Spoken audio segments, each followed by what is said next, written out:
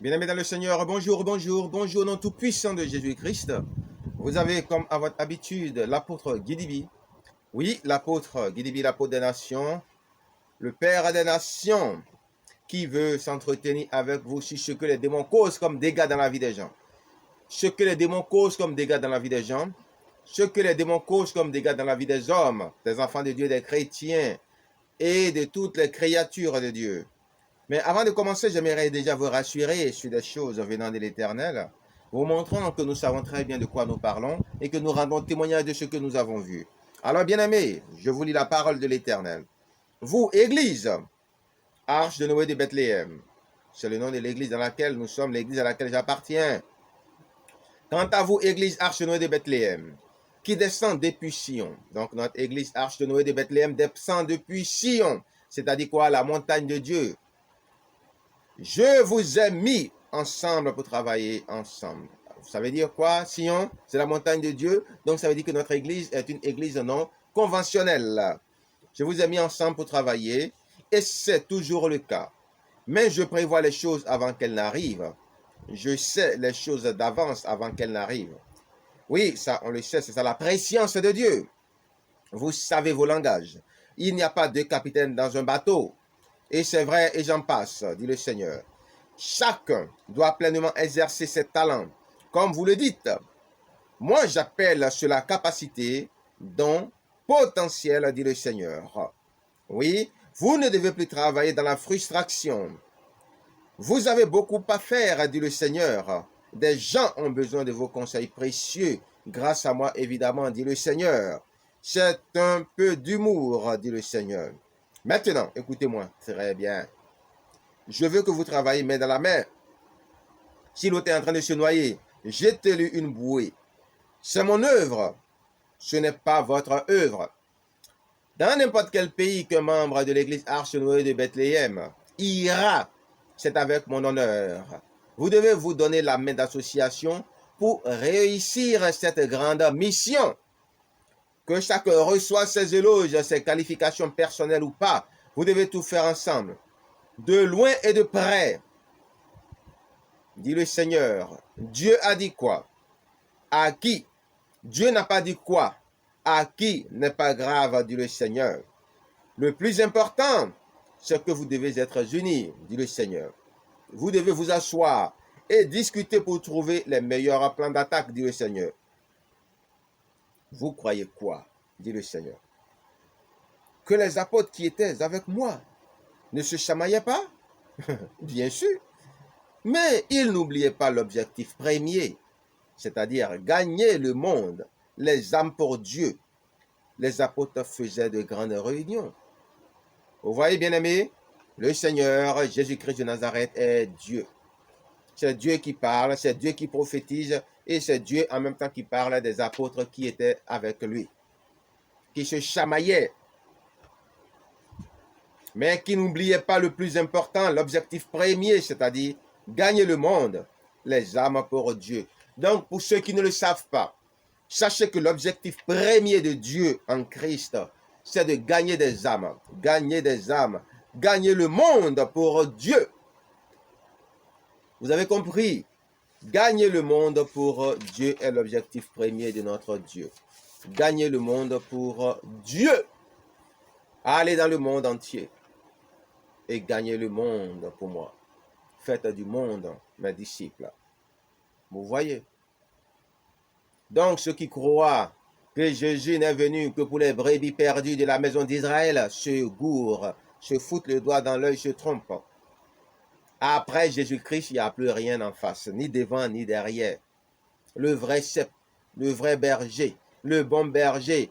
Avant, après, ce sont des mercenaires. C'était une parenthèse. Pour vous montrer que ce que nous vous enseignons, ce sont des enseignements éprouvés par Dieu lui-même. Alors, maintenant, nous attaquons le plus important, le plat de résistance, écrit par Dieu lui-même et commenté par l'apôtre Guidibi. Ce que les démons causent comme dégâts dans la vie des hommes, écrit par Dieu lui-même et commenté par l'apôtre Guidibi. Tu dis écrit, c'est dicté, puisque c'est sous inspiration de l'Esprit Saint. C'est donné sous forme de prophétie, cet enseignement-là. Voilà. Écoutez bien. Les esprits impurs ont des spécialités, dit le Seigneur. Les esprits impurs ont des spécialités, dit le Seigneur, bien qu'ils soient capables en général de faire tout ce que les autres démons peuvent faire. Bien-aimés, vous savez, j'avais déjà commencé cette série-là. Et comme les démons sont vraiment en train d'attaquer les prédications, les enseignements, les évangiles qui se donnent, une bonne partie de cette prédication inspirée a disparu quand on était en train de la faire. Et là, je suis obligé de reprendre encore. Donc, je ne suis même pas de bonne humeur pour ça. Mais il faut que j'arrive à triompher de tout ça. Et je vais le reprendre, cet enseignement. C'est pourquoi vous voyez un peu cet air-là de mécontentement. Voilà. Les esprits impurs ont des spécialités, bien qu'ils soient capables en général de faire tout ce que les autres démons peuvent faire. Vous voyez, Dieu nous révèle ici que les esprits impurs en général, que ce soit les esprits des eaux, que ce soit qu'on appelle les esprits marins, que ce soit les esprits des profondeurs, que ce soit les esprits des airs, que ce soit les esprits de la terre et les esprits des forêts ou des montagnes, ces esprits impurs-là ont chacun des spécialités. Comme sur la terre, beaucoup de personnes font médecine, il y a d'autres qui sont des généralistes et il y a d'autres qui sont des spécialistes. Donc, tous les esprits impurs, peu importe leur milieu ou leur lieu de résidence, en général peuvent faire les mêmes choses. Mais la perfection, je dirais, ou l'habileté, la dextérité avec laquelle le mal se fera, c'est ce que Dieu appelle ici spécialité, ou ce à quoi ils sont tellement habitués, auquel où ils deviennent doués. Étant habitués à ces choses-là, c'est aussi ce qu'on peut entendre par spécialité. Donc, les esprits impurs en général ont des spécialités, bien qu'ils soient capables en général de faire tout ce que les autres démons peuvent faire. Les esprits marins, c'est-à-dire ce que les gens appellent comme dans d'autres pays les mamiwata, les ondines, les femmes des eaux, les sirènes des eaux, tous ces esprits-là, tout ce qui vit dans l'eau qui est esprit impur, c'est ce que Dieu entend par esprit marin. Que ce soit crocodile, que ce soit hippopotame, que ce soit serpent, que ce soit caïman, que ce soit dragon, que ce soit rhinocéros, alligator, peu importe, poisson, vous voyez, hippocampe, tous les types d'esprits, c'est-à-dire d'animaux marins, ont aussi des représentants spirituels impurs en réalité. Parce que chaque espèce de poisson, chaque espèce d'animal a aussi son équivalent démoniaque qu'on appelle esprit impur. Et cela est la conséquence des manipulations génétiques du diable, utilisant des sangs de poissons de différents types d'espèces d'animaux, mélangeant cela à celui des esprits déchus, des anges déchus, pour créer tout type d'espèces démoniaques. Quelquefois, c'est même mélangé aussi avec le sang humain. Et c'est tout ça qui donne ces monstres hybrides, ces esprits hybrides abominables. Est-ce que vous voyez? Donc, les esprits marins ont pour spécialité, peu importe où ils vivent, que ce soit dans les océans, que ce soit dans la mer, que ce soit dans la lagune, que ce soit dans les lacs, dans les rivières, les cours d'eau, les étangs d'eau, les marigots, les rizières et même les caniveaux, ou même dans les chiottes. Tout endroit où il peut avoir un peu d'eau, c'est suffisant pour eux pour en faire leur demeure. Tous ces esprits qu'on appelle des esprits marins, peu importe leur espèce animale, poisson et tout ça là, peu importe leur espèce, Dieu dit que ceux qui sont des esprits qui vivent dans les esprits impurs, qui vivent dans l'eau qu'on appelle les esprits marins, ils ont pour spécialité la destruction des richesses. Dans certains pays comme le Bénin et autres, ces esprits-là souvent se déclinent sous forme de serpents. Et c'est eux surtout qui sont dans ces pays-là et qui siphonnent beaucoup les richesses. Vous voyez, et quand ils viennent, ils vous vendent l'enfer en le transformant en paradis. Ils déguisent l'enfer en paradis et ils vous le vendent sous prétexte qu'ils sont venus vous enrichir, vous protéger. Alors que la vérité, c'est qu'ils sont venus vous déposséder de tout l'héritage que Dieu vous a donné. Parce qu'en réalité, aucun esprit impur ne peut enrichir une personne. Ils n'ont rien, ils sont descendus du ciel rien. Ce que Satan a fait n'ont rien. Pourquoi? Parce que lui-même, il n'a rien. Il n'a que malédiction et tout ce qu'il a est maudit. Et il a besoin de choses bénies pour vraiment les utiliser à bon escient. Alors qu'est-ce qu'il fait? Il vole ce qui est béni venant de Dieu appartenant aux hommes et il le donne en échange des malédictions parce que la nature a horreur du vide. Quand tu prends une bénédiction chez quelqu'un, il faut lui donner quelque chose en retour à la place où se trouve le vide. D'où, eux, comme ils n'ont que malédiction, ils donnent des malédictions à la place des bénédictions qu'ils volent, qu'ils chiffonnent. Et c'est ce qui fait que des gens ont beaucoup de problèmes. Donc, quand les esprits impurs, les esprits marins, spécialistes en destruction de richesses, je dis bien destruction de richesses, et nous, dans notre famille, il y en a beaucoup d'esprits marins. La plupart de tous les esprits de notre famille sont des esprits marins. Eux tous.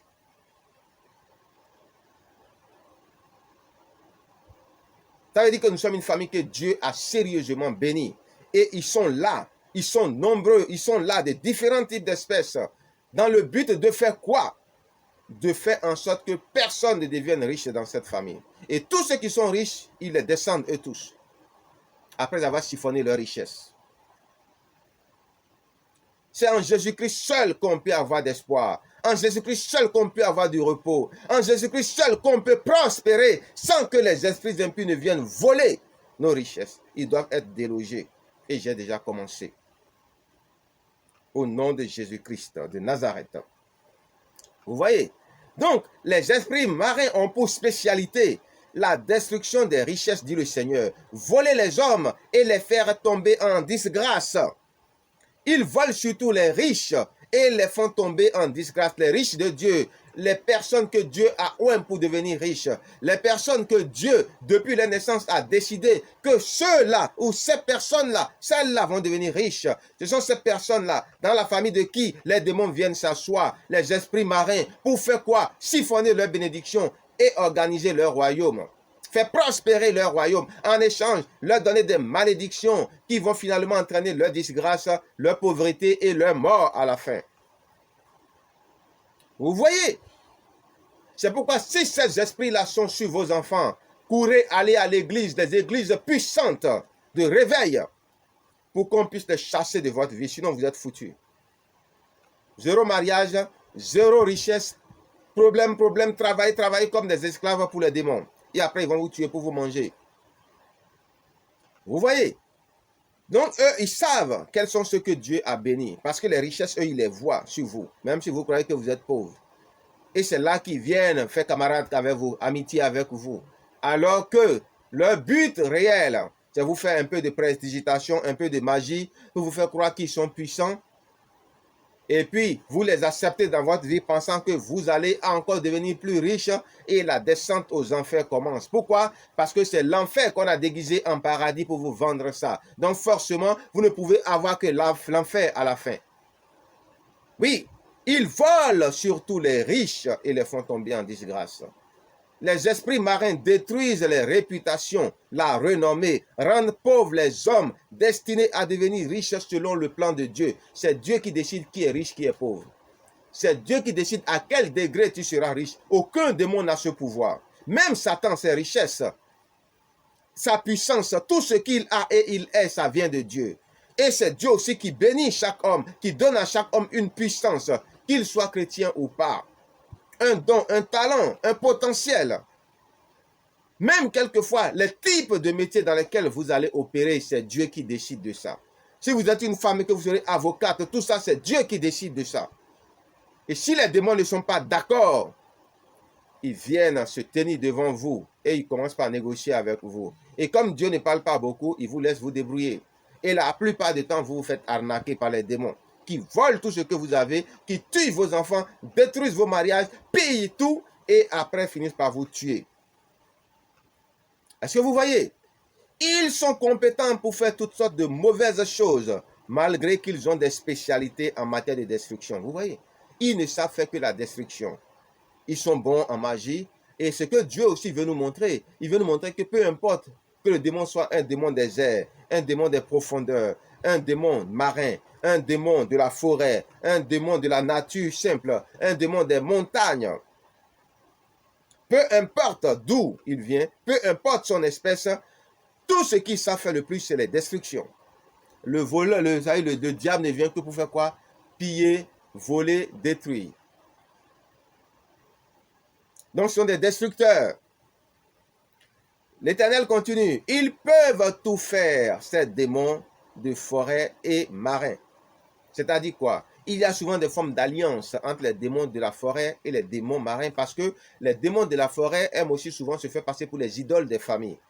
Parce qu'ils sont à côté des gens qui vont dans les forêts, dans les champs, tout ça là, qui sont dans des cités qui étaient des champs autrefois, des forêts autrefois, qui sont devenus des villes. Donc, ils sont là un peu comme les espions qui se promènent un peu partout. Pendant que ces démons, des marins sont dans les profondeurs, eux, ils sont en train de sillonner. Et quand ils découvrent des choses comme ils ne sont pas trop puissants, après, ils vont faire alliance maintenant avec les démons des eaux pour leur dire ce qui se passe réellement comme des espions afin de travailler en collaboration pour détruire les gens. Pour que les démons marins leur prêtent main forte. Et ils se font souvent avoir et arnaquer par les démons marins parce qu'en réalité, ils sont mauvais de chez mauvais. Est-ce que vous voyez? Donc, ils peuvent faire tous ces démons. Maintenant, Dieu nous dit, mais c'est détruire les églises qu'ils aiment le plus faire. Les démons des eaux et les démons des forêts. Ils aiment le plus détruire les églises. Vous voyez, il n'a pas dit autre type de religion, il dit les églises. Ça veut dire que l'ennemi numéro 1 à abattre de toutes les catégories de démons, c'est l'église. Bâtiment, l'église fidèle, et essayer le corps de Christ. Bien que Jésus a dit, les portes du séjour des morts ne prévaudront point sur mon église. Ils essayent quand même. Est-ce que vous voyez un peu? Détruire les églises. C'est pourquoi les séductions et autres, tout cela approche les pasteurs pour les mettre dans le filet. Et ce sont les esprits marins qui le font. Parce que Dieu dit que ce sont les plus puissants des démons, des esprits marins. Est-ce que vous voyez un peu? La destruction des églises est le domaine de prédilection des esprits marins en particulier. Ils aiment tout ruiner. Ils aiment tout mettre en ruine. Les esprits marins, sirènes des eaux, provoquent les fausses couches, les avortements, les accouchements difficiles, les divorces en particulier. Je reprends. Les esprits marins, sirènes des eaux, provoquent les fausses couches, les avortements, les accouchements difficiles, les divorces en particulier. Sans oublier l'impossibilité de se marier. Les esprits des forêts aiment rendre les gens malades. Les esprits des forêts aiment rendre les gens malades. Ils peuvent faire beaucoup de mauvaises choses. Ils peuvent faire tout ce que les autres démons peuvent faire, mais eux, ils connaissent les plantes et les vertus des plantes, les esprits de la forêt, parce qu'ils vivent dans la forêt. Vous voyez, ici que Dieu nous révèle que chaque esprit utilise ce qui est dans son environnement pour faire du mal. Les esprits de la forêt, comme ils connaissent les plantes, alors ils utilisent les plantes pour créer des maladies dans la vie des gens. Les esprits marins, eux, ils utilisent ce qu'il y a dans l'eau pour créer des problèmes dans la vie des gens. Les esprits des airs, ce qu'il y a dans les airs pour créer des problèmes aux gens. Les destructions par le tonnerre, destruction par le vent, destruction. Les esprits des profondeurs, ils utilisent les choses des profondeurs pour créer des problèmes aux gens. Est-ce que vous voyez ce que Dieu est en train de nous révéler? Il peut faire beaucoup de mauvaises choses. Il peut faire tout ce que les autres démons peuvent faire. Mais eux, les esprits des forêts, connaissent les plantes et les vertus des plantes. Ils empoisonnent aussi les gens. Ils donnent toutes sortes de maladies, détruisant les héritages des gens. Donc, ils sont aussi spécialisés dans la destruction des héritages, les esprits des forêts. Ils sont des idoles dans les familles en particulier parce qu'ils sont autour, ils sont à côté. Donc, ce sont eux qui viennent rapidement accoster les gens pour les blaguer et se faire passer pour des divinités. D'où ils sont des idoles dans les familles en particulier, bien que tous les démons peuvent se constituer idoles dans les familles en général. Les esprits des forêts sont les démons qui aiment à se faire passer pour des idoles plus que les autres. Sauf si une famille est immensement riche, là, les esprits marins, eux, ils viennent directement. Pourquoi? Ils sont alertés par les esprits des forêts, les esprits environnementaux, les principautés et pouvoirs, comme on le dit, et eux, ils viennent maintenant faire le travail. Est-ce que vous voyez? Les esprits des forêts sont les démons qui aiment à se faire passer pour des idoles. Ils programment le célibat dans les familles. Ils maintiennent les gens dans le cachot et dans le chaos, la désolation, sans oublier qu'ils ruinent aussi les hommes. Chaos, désolation, ruine. Leur spécialité, les esprits de la forêt, bien que tous les démons peuvent le faire. Donc, sachez que tous les démons peuvent faire ces choses, mais d'autres sont plus doués que d'autres. Les esprits de la forêt rendent des gens aveugles en soufflant dans leurs yeux des poudres aveuglantes et des poudres issues des plantes aveuglantes. Vous voyez, donc Dieu nous révèle qu'il y a des plantes qu'on peut utiliser pour aveugler des gens. Et comme les esprits des forêts connaissent ces plantes-là, ils les utilisent, les soufflent dans les yeux des gens pour les aveugler. Et les gens pensent que c'est la nature, ils sont aveugles comme ça, alors que ce sont les esprits qui le font, les démons des forêts. Je parle de cécité physique. Les démons soufflent des poudres des plantes aveuglantes dans les yeux des hommes pour les rendre malades et à la fin les aveugler. La stérilité est provoquée par les esprits qui couchent avec les humains, les maris de nuit, les femmes de nuit. C'est leur spécialité de rendre les hommes stériles. Bien-aimés dans le Seigneur, vous voyez un peu ce que l'Éternel a expliqué sur en particulier deux catégories d'esprits, parlant par la même occasion de tous les types d'esprits en général, impurs. Vous voyez, et il dit que les esprits marins et les esprits des forêts se donnent souvent ce qu'on appelle des mains d'association. Est-ce que vous voyez? Et les esprits impurs n'aiment pas ceux qui ont le cœur ouvert sur les choses de Dieu. Ça, c'est leur abomination, ça. C'est une abomination pour les démons de voir des gens avoir un cœur ouvert pour les choses de Dieu. Surtout quand tu crois les choses de Dieu, quand tu crois facilement aux choses de Dieu, aux choses spirituelles, là, les esprits d'impurs, tout de suite, ils vont commencer par dégainer dans ta vie et te détruire systématiquement si Dieu n'est avec toi. Est-ce que vous voyez? Donc, il faut que vous fassiez très attention, que vous compreniez que ce que vous appelez idoles dans vos familles ne sont pas vos amis, ne sont pas des alliés, des membres de vos familles et de vos familles. Que ce que vous appelez manne des ancêtres, ce que vous appelez fétiche, ce que vous appelez aïeul, ancêtre, ne sont pas vos aïeuls, ne sont pas vos ancêtres, ne sont pas vos patriarches, et sont en vérité vos pires cauchemars, vos pires ennemis. Pourquoi? Parce qu'ils sont là pour vous avoir à l'œil. Ils sont là pour s'assurer que vous n'allez jamais prospérer selon le plan de Dieu. Ils sont là pour s'assurer que dès que vous aurez le petit héritage, ils vont le siphonner pour enrichir leur royaume et vous donner des malédictions en échange. Peu importe d'où vient l'esprit impur, des profondeurs, de la terre, des forêts, des montagnes, des eaux, de l'air et même des cieux. Et des cieux, parce qu'il y a des démons qui résident dans certains cieux. jusqu'au 5e ciel. Ces esprits impurs, si vous les découvrez dans votre vie, fuyez-les au maximum et donnez votre vie à Jésus-Christ et sérieusement, comme si vous voulez être le premier après Jésus-Christ. C'est comme ça que vous devez faire de l'Éternel vos délices. Lire la Bible, les jeûnes, les prières régulièrement, les Écritures.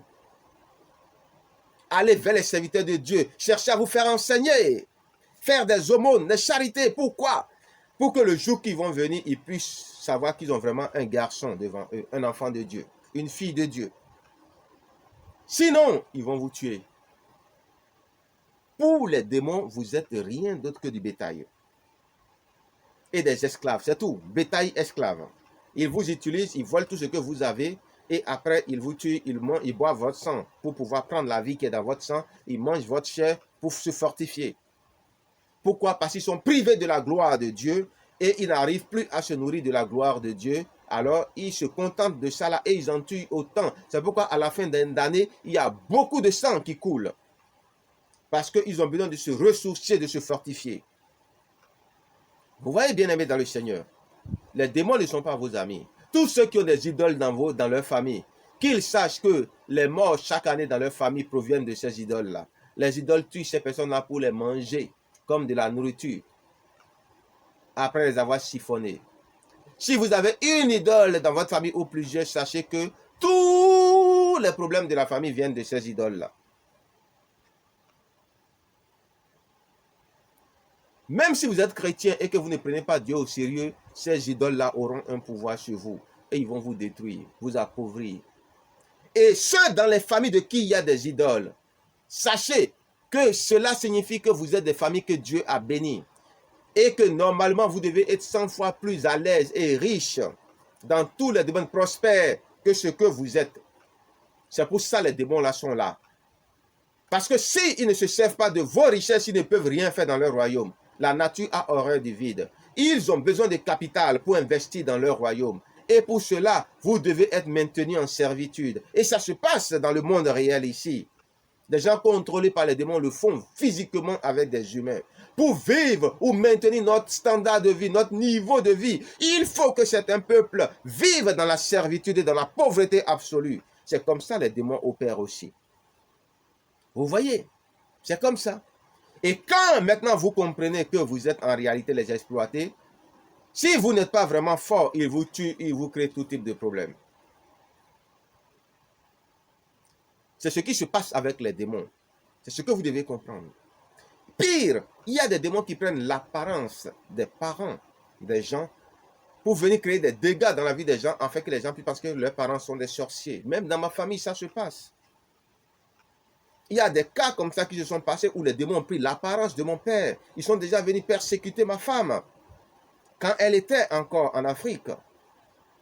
Et si elle n'était pas un peu spirituelle, elle allait dire que cette famille-là, non, elle allait déjà dégager, se casser. Elle allait passer à côté de ses destinées. Même des sœurs ont fait des fausses couches parce que les démons ont pris l'apparence de mon père pour aller faire des choses. Pourtant, là, Dieu révèle que mon père n'est rien de tout ça là. Et qu'il est même étranger à tout ce qui concerne les trucs occultes. Pourquoi? Parce qu'il est avare. Et il n'a pas envie d'aller donner son argent à un quelconque féticheur ou quoi. Parce que lui, tout ce qu'il veut, c'est gratos.